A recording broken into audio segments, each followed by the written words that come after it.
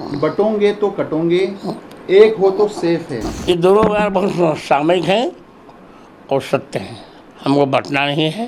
पहली बात, वे शंकराचार्य ही नहीं हैं, वे भारतीय संविधान का एक अक्षर नहीं जानते। 370 धारा अब कभी नहीं आएगी। उनकी 7 पुष्टि यत्न करे तो भी नहीं आएगी। गौ माता की रक्षा भी हो और 370 धारा समाप्त रहे, यही मेरा मंतव्य है। राजनीति गुंडों को करनी चाहिए, राजनीति लुच्चों को करनी चाहिए, राजनीति लफंगों को करनी चाहिए। भगवाधारी को ही राजनीति करनी चाहिए।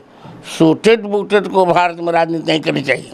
इन दिनों देश में बटोंगे तो कटोंगे, एक हो तो सेफ है, वो एक बयान चल रहा है। उसको लेकर काफ़ी राजनीतिक चर्चा है, देश भर में चर्चा है।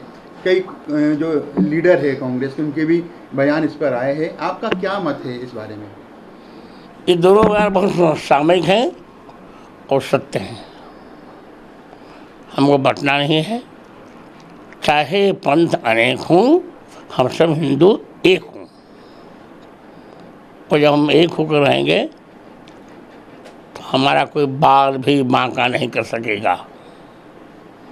वैसे एक अंगुल होती है तो कोई भी तोड़ देता है, और जब 5 हो जाए मुक्का तो तोड़ने वाले के दांत टूट जाते हैं।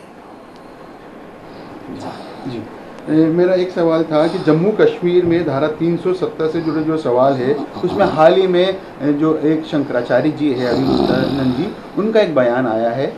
उन्होंने गौ माता का हवाला देते हुए कहा है कि धारा 370 वहाँ पर जो वापस लागू होना चाहिए। उसके पीछे हवाला भी दिया गौ माता की रक्षा का। तो इसके पहले जो कानून था उसको देकर उसको क्या प्रतिक्रिया? शंकराचार्य जी का जो बयान था 370, पहली बात, वे शंकराचार्य ही नहीं हैं तो उनका बयान कैसा? उनका शंकराचार्य का पक्ष जो है भी कोर्ट में विवादित है। दूसरी बात, वे भारतीय संविधान का एक अक्षर नहीं जानते। 370 धारा अब कभी नहीं आएगी। उनकी 7 पुष्टि यत्न करे तो भी नहीं आएगी। तो 370 धारा से नुकसान, देश का नुकसान बहुत है। 370 धारा से एक ही देश में 2 संविधान चलेंगे, 2 झंडे चलेंगे। 370 के रहने से हम वहाँ ज़मीन नहीं खरीद सकते। 370 हम वहाँ कुछ भी नहीं कर सकते। हम कश्मीर को अलग नहीं होने देंगे। हाँ, गौ माता की रक्षा भी हो और 370 धारा समाप्त रहे, यही मेरा मंतव्य है। गुरुजी, एक बयान कल जो कांग्रेस के अध्यक्ष है मल्लिकार्जुन खड़गे जी, उनका साधु संतों के बारे में आया। खासतौर पे जो भाजपा में शामिल साधु संत है, उनके जो पहनावे हैं उनको लेकर उन्होंने बात कही है। क्या कहना है आपका? क्या योगी जी के लेकर उन्होंने कहा कि भगवाधारी को राजनीति नहीं करनी चाहिए।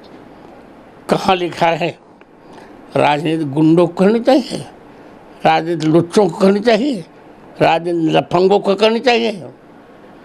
भगवाधारी को ही राजनीति करनी चाहिए।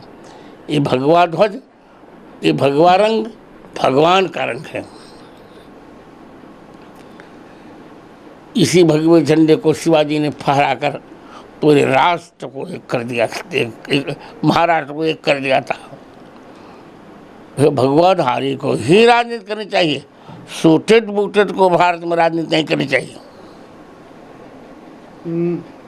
2 दिन पहले जयपुर में ही एक बड़ी कॉन्फ्रेंस हुई थी जो वक्फ संशोधन कानून जो है उसके सिलसिले में, मोती डूंगरी रोड पर। उसमें तौकीर रजा ने एक विवादित बयान भी दिया, मौलाना तौकीर रजा ने, कि हमारी जो आबादी है वो यदि सड़कों पर आएगी तो रूह कांप जाएगी। इस प्रकार के बयान आना किस तरह देखते हैं आप? वो खड़ा गया है। यदि उसकी आबादी ये कहती हमारी आबादी यदि एक हो जाएगी ना, तो इनके ये 141 देशों में कहीं नहीं रह पाएंगे, तो इनको रसातल ही जाना पड़ेगा। एक सनातन जो बोर्ड है उसकी भी मांग चल रही है, आपका क्या मत है इस बारे में? वो हम लोग अभी कुंभ में मीटिंग करेंगे, बैठक करेंगे, फिर निर्णय लेंगे। एक मेरा सवाल है, मोहन भागवत जी जो आरएसएस प्रमुख है, उन्होंने हाल ही में एक बयान दिया था कि जो तीसरे विश्व युद्ध की संभावना बन रही है, वो पूरा विश्व है, उनकी निगाहें वैश्विक शांति के लिए भारत की ओर है। क्या लगता है आपको? सही है। आपने जो महाकुंभ होने वाला है उसके लिए भी कहा है पाकिस्तान को लेकर, महाकुंभ में किस प्रकार की आपकी तैयारी? महाकुंभ में हनुमान जी का 1008 कुंड यज्ञ होगा। 1.25 करोड़ आहुतियाँ हनुमान जी के चरणों में अर्पित की जाएंगी, और हमें विश्वास है कि हनुमान जी की कृपा रहेगी, तब पाकिस्तान द्वारा हथियाया हुआ कश्मीर का भाग हमको मिल जाएगा।